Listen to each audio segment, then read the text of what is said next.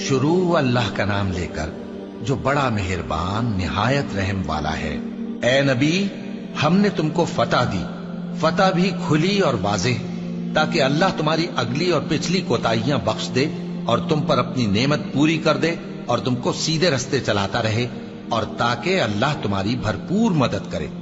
وہی تو ہے جس نے مومنوں کے دلوں پر تسکین نازل فرمائی تاکہ ان کے ایمان کے ساتھ اور ایمان بڑھے۔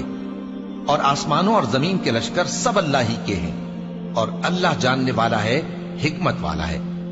یہ اس لیے کہ وہ مومن مردوں اور مومن عورتوں کو بہشتوں میں جن کے نیچے نہریں بہ رہی ہیں داخل کرے، وہ اس میں ہمیشہ رہیں گے، اور تاکہ ان سے ان کے گناہوں کو دور کر دے، اور یہ اللہ کے نزدیک بڑی کامیابی ہے۔ اور اس لیے کہ منافق مردوں اور منافق عورتوں اور مشرک مردوں اور مشرک عورتوں کو جو اللہ کے بارے میں برے برے خیال رکھتے ہیں عذاب دے، انہی پر برے حادثے واقع ہوں، اور اللہ ان پر غصے ہوا اور ان پر لعنت کی اور ان کے لیے دوزخ تیار کی، اور وہ بری جگہ ہے۔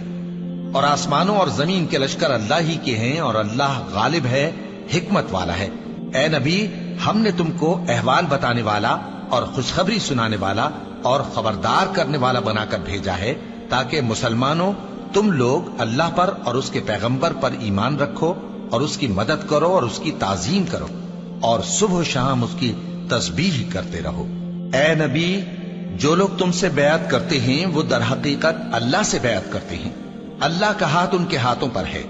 پھر جو شخص عہد کو توڑے تو عہد توڑنے کا نقصان اسی کو ہے، اور جو اس بات کو جس کا اس نے اللہ سے عہد کیا ہے پورا کرے تو وہ اسے عنقریب اجر عظیم دے گا۔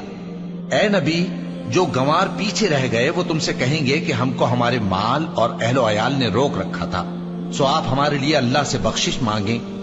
یہ لوگ اپنی زبان سے وہ بات کہتے ہیں جو ان کے دل میں نہیں ہے۔ کہہ دو کہ اگر اللہ تم لوگوں کو نقصان پہنچانا چاہے یا تمہیں فائدہ پہنچانے کا ارادہ فرمائے تو کون ہے جو اس کے سامنے تمہارے لیے کسی بات کا کچھ اختیار رکھے؟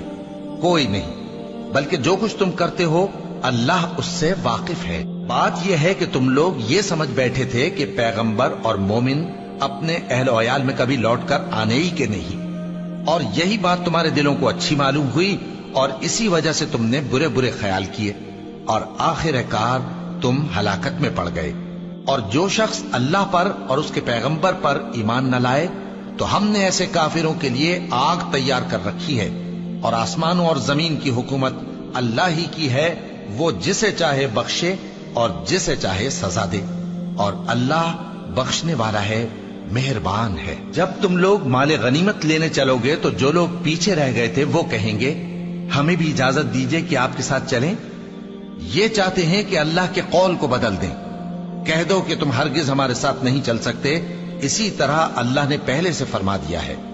پھر کہیں گے نہیں، تم تو ہم سے حسد کرتے ہو۔ بات یہ ہے کہ یہ لوگ سمجھتے ہی نہیں مگر بہت کم۔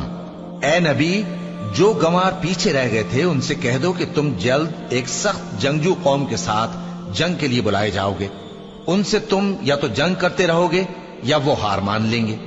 اگر تم حکم مانو گے تو اللہ تم کو اچھا بدلہ دے گا، اور اگر منہ پھیر لو گے جیسے پہلی دفعہ پھیرا تھا تو وہ تم کو بڑی تکلیف کی سزا دے گا۔ نہ تو اندھے پر سختی ہے سفر جنگ سے پیچھے رہ جانے میں، اور نہ لنگڑے پر اور نہ بیمار پر سختی ہے۔ اور جو شخص اللہ اور اس کے پیغمبر کے فرمان پر چلے گا اللہ اس کو بہشتوں میں داخل کرے گا جن کے نیچے نہریں بہ رہی ہیں، اور جو روگردانی کرے گا وہ اسے دردناک عذاب دے گا۔